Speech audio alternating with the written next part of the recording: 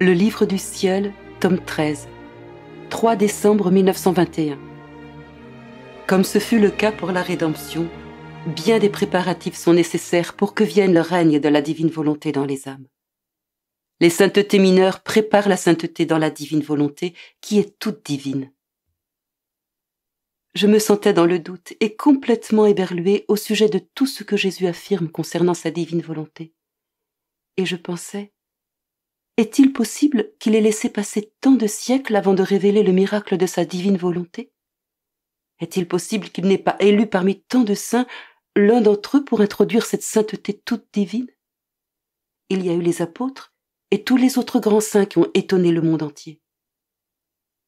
Pendant que je pensais à cela, Jésus vint et, interrompant le cours de mes pensées, il me dit : « La petite fille de ma volonté n'est pas convaincue.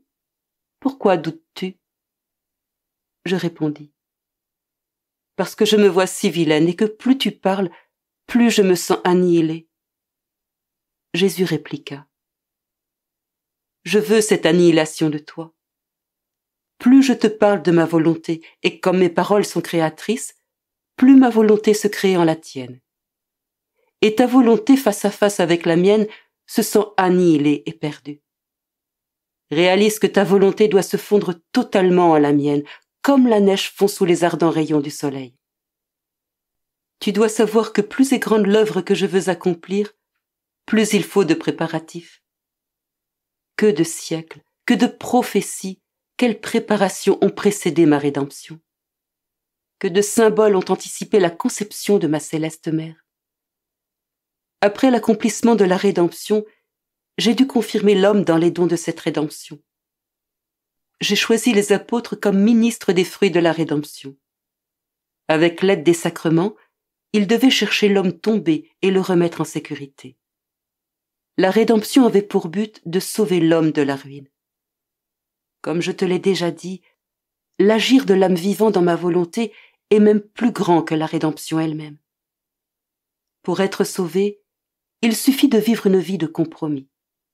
Tomber un moment et se relever le moment d'après n'est pas si difficile.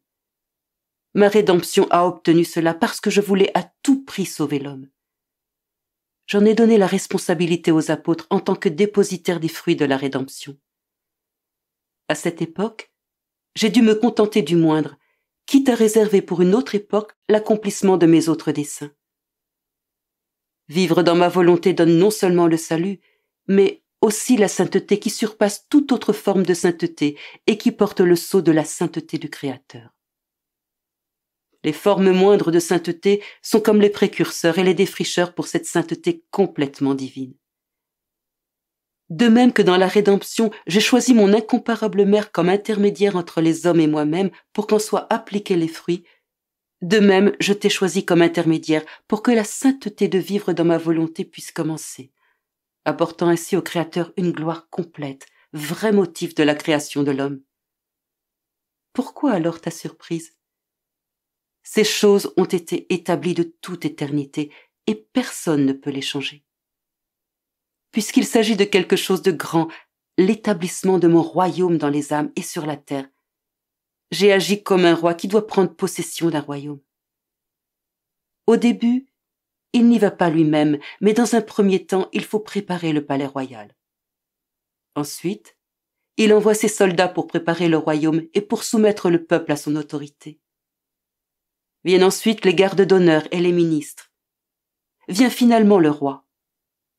C'est ce qui est approprié pour un roi et ce que j'ai accompli. J'ai fait préparer mon palais royal qui est l'Église. Les saints ont été les soldats qui m'ont fait connaître au peuple. Ensuite sont venus les saints qui accomplissaient des miracles comme les plus intimes de mes ministres. Maintenant, je viens moi-même pour régner. C'est pourquoi je dois choisir une âme où je puisse établir ma première demeure et fonder ce royaume de ma volonté.